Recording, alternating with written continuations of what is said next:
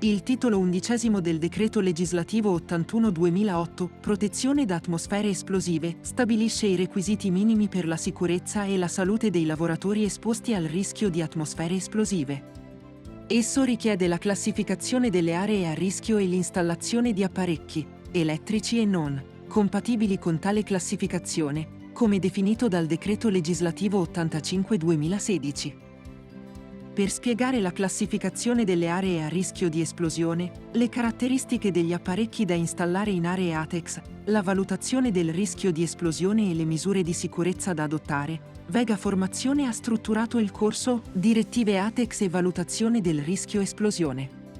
Il corso, della durata di 6 ore, è rivolto ai datori di lavoro, ai responsabili della sicurezza, ai progettisti, ai consulenti, agli installatori, agli RSPP e agli ASPP. È valido anche per l'aggiornamento periodico quinquennale richiesto dall'articolo 32 del Decreto Legislativo 81/2008 e dall'Accordo della Conferenza Permanente per i rapporti tra lo Stato, le Regioni e le Province Autonome di Trento e Bolzano.